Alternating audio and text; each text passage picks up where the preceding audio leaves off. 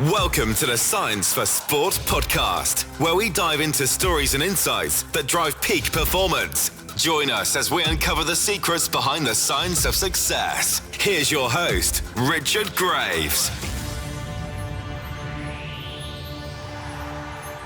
Hello and welcome to the Science for Sport podcast with me, Richard Graves.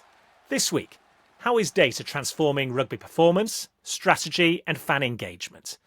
And how is technology revolutionising the game for players, coaches and fans alike? Well, this week's guest is Tom May, a former rugby union professional who had a career spanning nearly 2 decades. Twice capped by England, he played his club rugby for Newcastle Falcons, Toulon, Northampton Saints and London Welsh.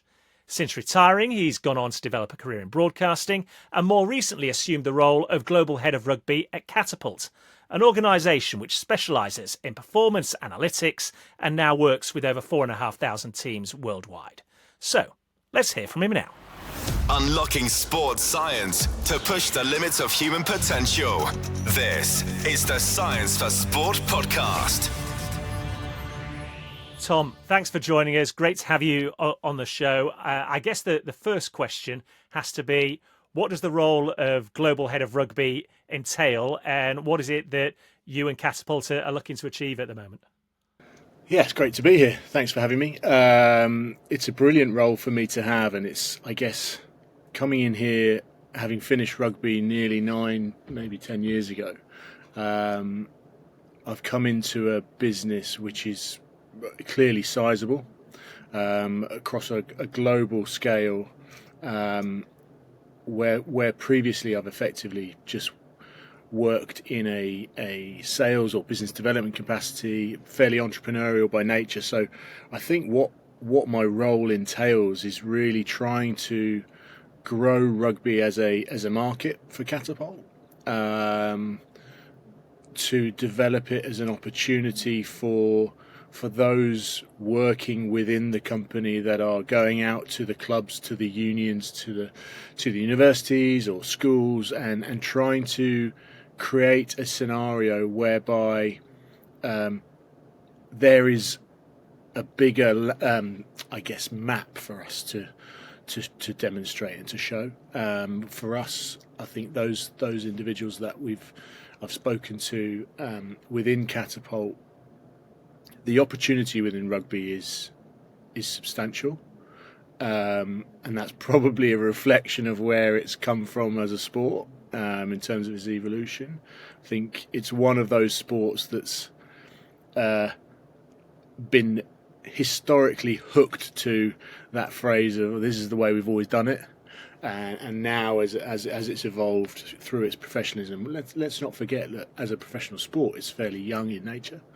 So, you know, I think we're all excited about where rugby can go, and certainly I'm really excited in this role to try and grow rugby as a sport for Catapult.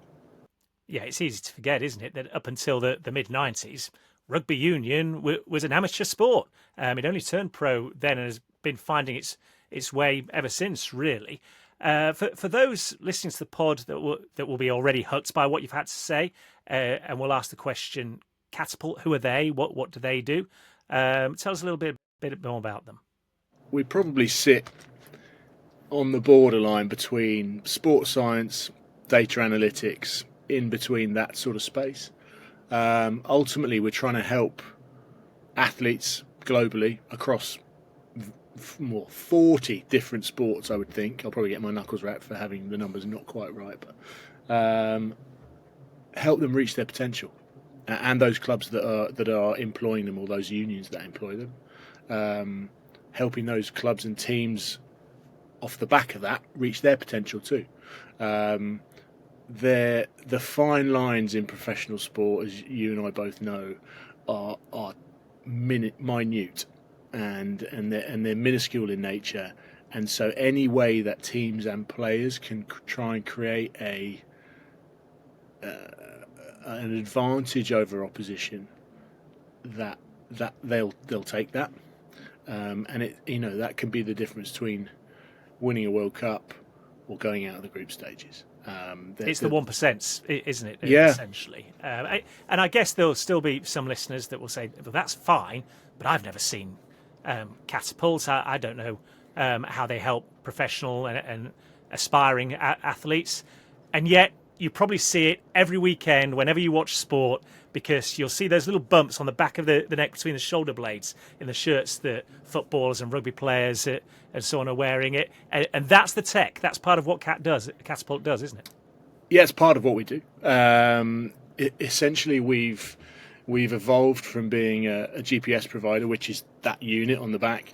My dad has asked me that question several times. What is that lump on the back of players' necks? Well, that is the unit that provides and creates all the data.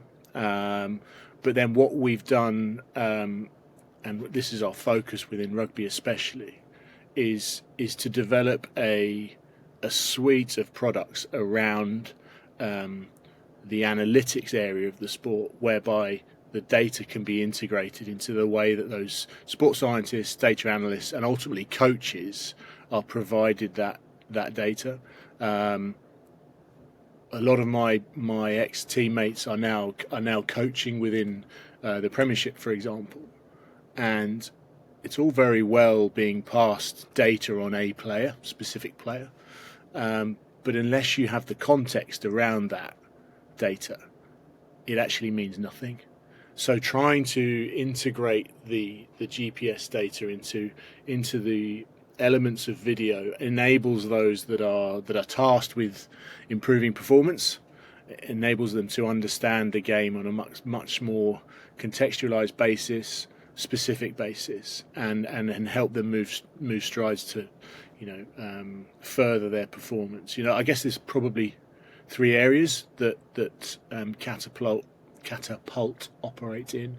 Performance metrics, so around speed, acceleration, deceleration, meters covered, and the like. You would look at recovery management. So, if a player is coming back from injury, how can you manage their load on baseline levels that you would expect from any player, and then sort of understand that in the context of their own specific injury. But then also, given the amount of data that we are now working with, of thousands of teams globally across different sports, the information that sports research can then create from that pool of data is really interesting. So I guess there's a sort of micro element to it in terms of the individual teams, and then there's a massive piece of work off the back of that, which is on a far more macro basis. Well, this is the nub of the matter for me. Treat me as just a layman sportsman, frustrated amateur that was never good enough to play. That's basically me. Yeah, we're singing from the same hymn sheet. That's brilliant. We live in a world now where we hear about data, analytics, and players' workload. How does Catapult ensure that makes sense to athletes, coaches, fans even? Because look, we live in a world where everything's linked now, and everybody has tech on their phones, be it whatever device they use. How is it that you ensure at Catapult that it's not just a load of numbers? It's, like you say, in context, data that means something and therefore can enhance what any individual or team is able to achieve? Well, I think, and without giving the game away of what some of our customers are asking our teams to do, some of the review process that teams go through, they preview games, they prepare for those games, they go through the levels of performance, and then they review that scenario the week later. If coaches then look back at that game from a purely feed point of view, they'll be watching all of the TV feeds of those performances. What they come up with as a response to a win or a loss, there might be a specific area that they want to try and delve into a bit deeper. And so Catapult can help, again, provide context around that situation, and either prove that their thoughts are right or actually that they're wrong. which I think, and some of the work that's been going on in the office over the past couple of months that I've seen being done has been like mind blowing. Thank God I'm not a professional player anymore, because there is no stone unturned. And well, it's worth pointing out, isn't it, that when you started out in your professional career, I think you made your debut in '99, so not long after the Union had turned professional, and it was in an era when teams across the board it's about players being big, size matters, impact, and over the next decade and a half or so, it's gone from brute force and blunt trauma to data, analytics, those 1% that we spoke about a little bit earlier, hasn't it? It has, and I think there was a really interesting podcast that I think came after or around the World Cup in France. Don't go promoting rival podcasts here, Tom. No. It was. I didn't say it was as good as this one. That's okay. and it certainly wasn't. And the host was dire in comparison. So saying all the right things. It was a podcast in which it was either a South African podcast or it had Rassie Erasmus on it anyway. And he has these, I think they're called battle statistics or something like that, which I'm sure will upset some people. But it's the way that individuals' contributions affect the game. So if you can make more positive contributions in certain areas in your impact on the game, then actually the outcome for the team is far more likely to be a positive one. So the understanding of that is far deeper than a coach watching a game, potentially missing something. I mean, when I started, we had video, but I mean, it was fairly subjective on the case of the coach. Look, you'll know this story. I've used it on previous episodes of this podcast before about Dean Richards at a time when people literally just took numbers literally. I think he was head coach of the Worcestershire Warriors at the time, and somebody pointed out to him that player X had run for more metres than anybody else in the game. And Dean Richards responded by saying, yeah, but that doesn't tell the whole story, because it could equally imply, you're telling me that that's effort, it could equally tell me that he was out of position for much of the game and therefore had to make it up. That's all been part of the learning curve along the journey, hasn't it? To take the numbers, but as you keep saying, contextualise them, because that's what makes the difference. 100%, and you cannot. I've been talking to various different sports scientists that have far more intelligence than me, which is always quite a daunting task. But I've been blown away by how they use that information, but always apply a context to that. Otherwise, it doesn't actually mean anything. And you're right in that scenario that you've just described there. There, especially with younger players, those players that are still learning their trade, they get caught out sometimes. So sometimes where figures look brilliant, oh my God, doesn't little Johnny work so hard?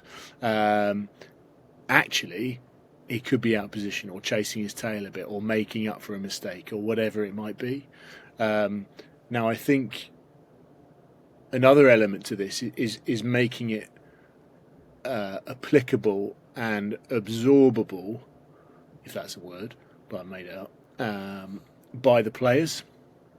Because if I'm getting feedback on my performance from the weekend and it says, and by the way, I've worn this device in a recent Vets game, which is quite interesting.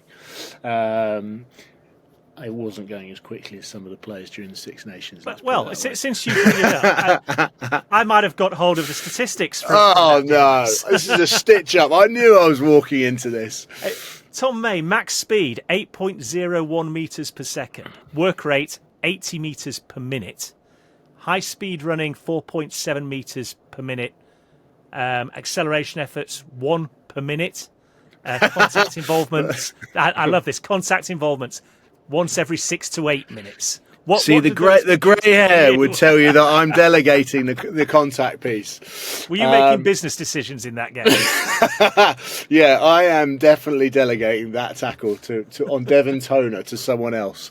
I was really interested to where the equipment in a scenario where we had a 60-minute game in a normal, obviously it's normally 80 minutes a game of rugby.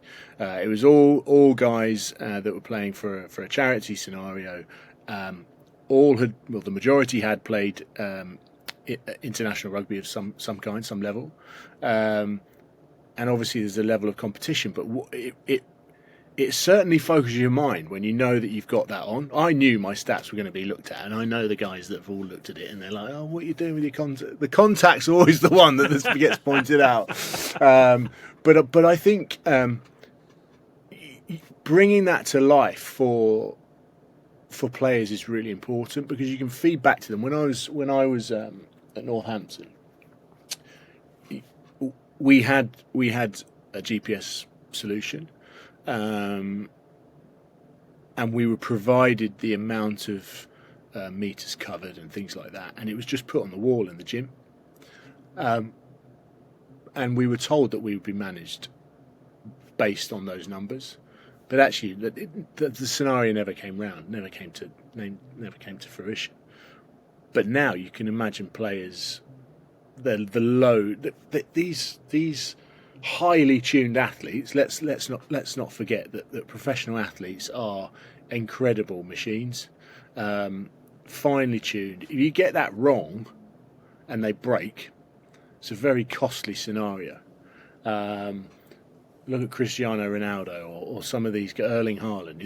They get things wrong, and there's a lot of money at stake, isn't there? There's a lot of money at stake, and you have to allow the player the opportunity to understand what each metric means and how it applies to them, and how they can then adapt their training to give themselves the best opportunity to stay injury free.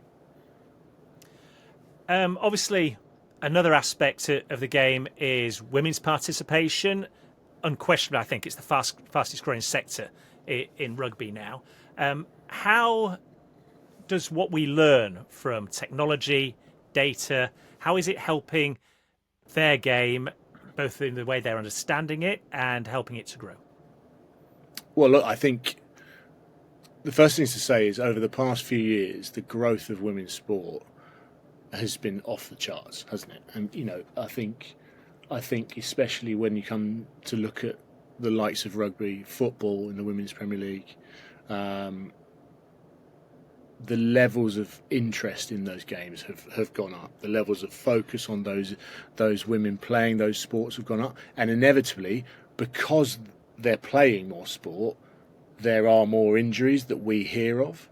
I think because of the evolution of women's professional sport, they're in a great position not to make the same mistakes that male sport and it has made historically, but also learn from a lot of the trials and I guess steps that male sport has taken to get to where it is right now. But there are signs that some of the work that we are doing in terms of, for example, player load around the menstrual cycle. Sports scientists, coaches need to be aware of how that can lead to a higher risk of injury for women during that period of time. There are different sort of anatomical, environmental, how do you approach different that? reasons. Because some people might listen and take a sharp intake of breath because, well, is it taboo? Do we want to be going near there? If we're looking at it in layman's terms, professional sport athletes, biologically, there's no question. Males, females are made differently. And that needs to be addressed, doesn't it, if you're going to optimise performance in female sport? Yeah, look, and I'm in grave danger here of getting out of my pay grade. So I'm all about getting out of my comfort zone. So let's go down this route. I'll take the telling off when it comes around. But I've sort of read up a bit on this from some of the properly intelligent people inside Catapult, and for example, hormones during the menstrual cycle can create a laxity in ligament structure in women during that period of time. So if load then isn't affected differently and applied differently to that individual, then they're in a more dangerous scenario and are more likely to get injured. Now, we cannot approach sport as a one size fits all scenario, because that is just daft. And we have to be. Science is applied to every other area of life, and just because it's sport, and sport has a love of tradition, which I get, but we have to move forward and we have to embrace the differences between a man. You've got and to a woman. evolve, and yeah, you have to evolve, and the way that our technology can be used to enhance that understanding and further that research, should be embraced, really, as far as I can see. I mean, what I've been, reading up on Catapult. I've only been in it sort of, what are we, 6 weeks, 7 weeks. Reading up on it is 400 years plus of sports science experience inside the business. 150 years plus of performance analysis.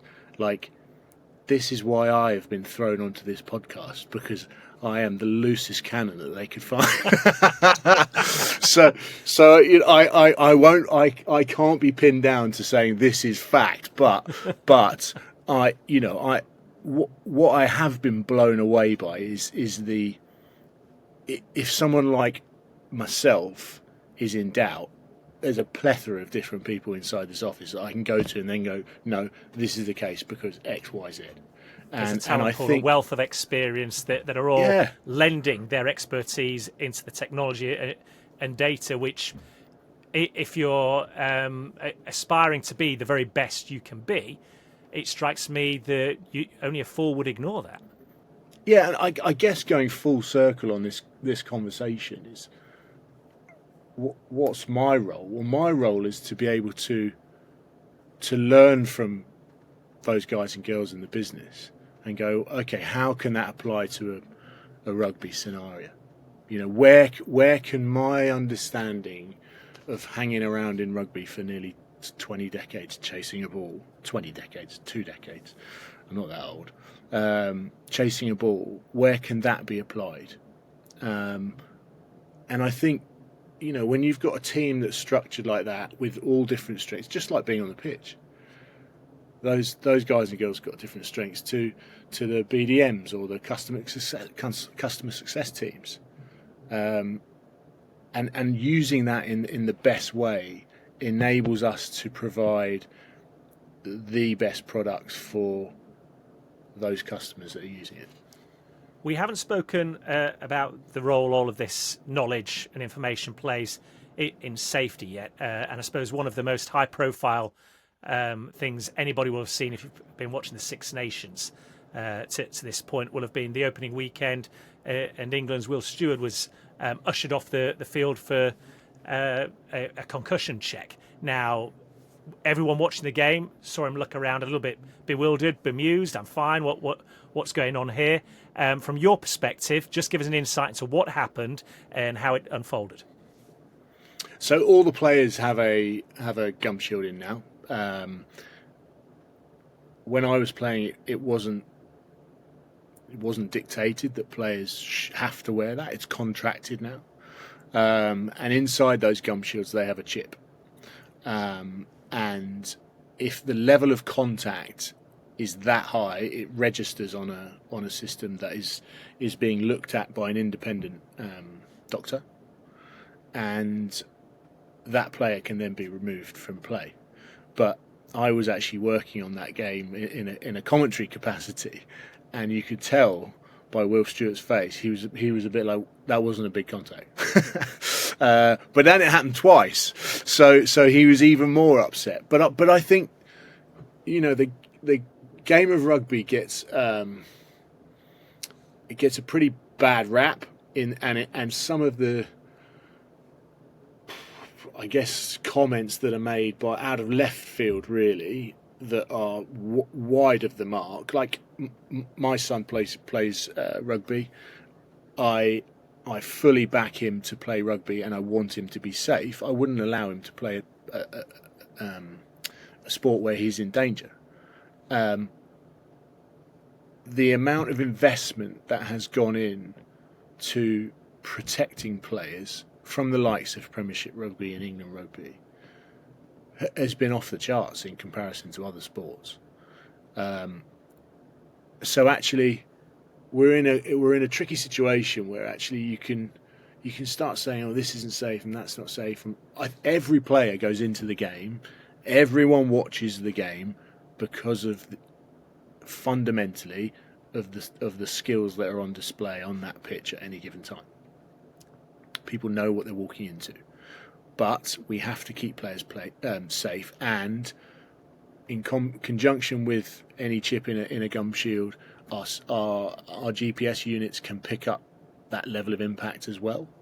And I think there's a really interesting piece to be developed, something we're working on, whereby we can see what we can do to try and unpick and understand that impact level at a more data-based level, which is probably as far as I'll go into delving into. Yeah, and it is about wise decision, but it is also about saving players to a degree from themselves, isn't it? I mean, I only ever played amateur rugby. In your days, I'm sure you'll have encountered this scenario where you're on the wrong end of a big tackle and you feel a bit shaken up, and the medic comes on and follow my finger and can you see everything? Yeah, fine, good, you're good to go. Well, we've since learnt that that's not necessarily the case, and so if you have an example like we just laid out in the recent England-Ireland game, it could be that you feel fine in that moment there and then, but we already know that concussion symptoms don't necessarily show themselves there and then. And this is where the increased technology comes into play. And like you say, it's all about player safety as well as our entertainment. Players are professional rugby players, professional sports people have a high level of selfishness just by nature. Because everything is about getting yourself into the best position to perform. You are given an opportunity to perform no matter what sport it is, and you want to do that to the best of your ability. Now, someone tries to take you off, there are chances that other players can come on and do a better job. You aren't playing. You're inside doing various different tests which examine how well you are at that moment in time. But we have to take that decision away from the players, because ultimately, and I've done it myself. Yeah, I'm fine. Where actually I've just got white dots in my vision. If a couple of the collisions that I can remember from back when I was playing, I remember one still now. How I sticks in my mind, tells you how big it was. I ran round the corner of a ruck, and I had the ball, and I wasn't known for my numbers of passes in a game, and I ran directly at Mike Cat. We had a massive collision in the middle of the field, and I was on the floor, and I just my vision, the light hadn't gone, but it was certainly darker, and I just had white dots all over my eyes. And I got up, and I hadn't been knocked out, not a chance that I'd been knocked out, but I wasn't in a great place. On the flip side of that, a good friend of mine, Jamie Noon, was constantly knocked out.